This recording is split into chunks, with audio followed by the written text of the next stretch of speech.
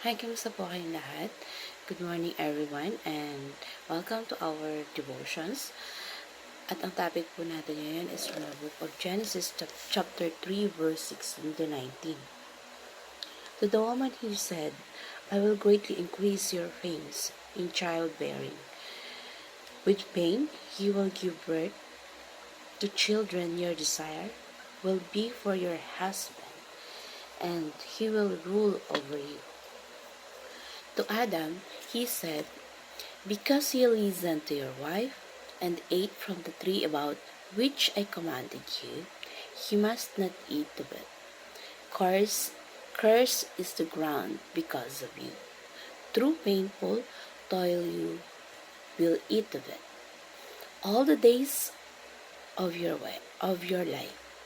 It will produce thorns and thirstless for you, and you will eat the plants of the field.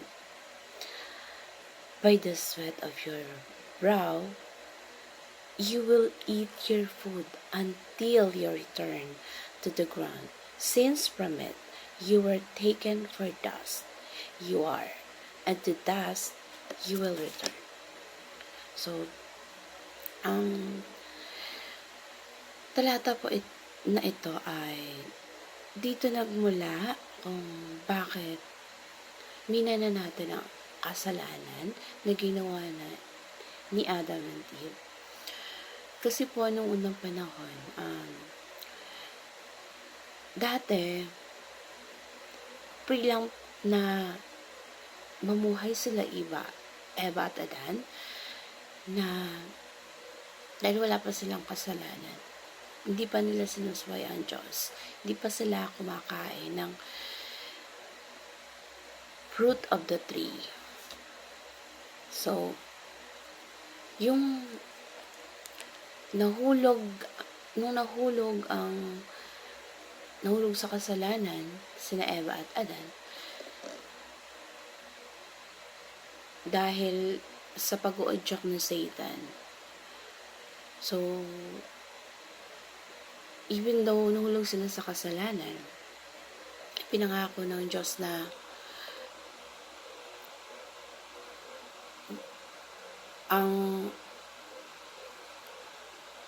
dudurugin ng Diyos ang ulo ng kalaban na si Satanas. So,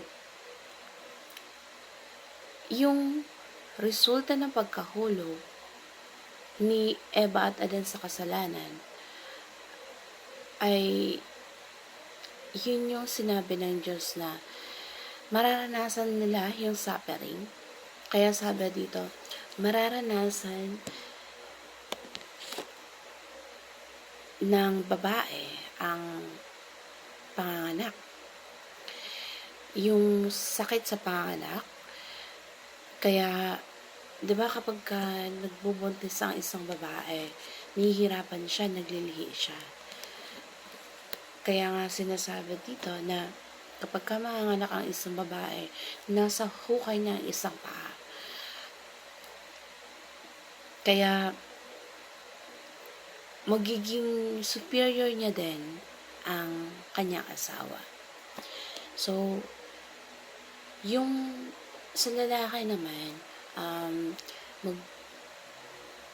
maghahanap buhay siya or paghihirapan niya lahat ng kakainin nila. Kakainin sa bawat araw. Na dahil sa pagkakasala nila na yun, na kinain ni Eva at Adan yung bunga ng kahoy, kumbaga sinumpa sila ng Diyos na yung lahat ng kakainin nila, kasi nung panahon nila parang yung chill lang, hindi sila pwede hindi sila hardworking, hindi nila kailangang magtrabaho kasi provided ng Lord lahat. At dahil dun sa nagawa nila, Kaya nagsimulang magutom at maging uhaw yung katawan lupa nila, na yun yung kasalanan ng binana ng bawat tao at na minana natin. Dahil dun sa kasalanan na yun, nagkaroon ng limited lang yung kumbaga yung maaano nila sa Diyos na kailangan yung lahat ng kakainin nila, paghihirapan nila. Kasi noon, hindi pa okay lang na parang nasa kanila lahat. At kaya nung nagkaroon sila ng kasalanan, paghihirapan nila lahat ng mga kakainin nila. Kaya nadamay lahat tayo, nadamay yung sinabi dito,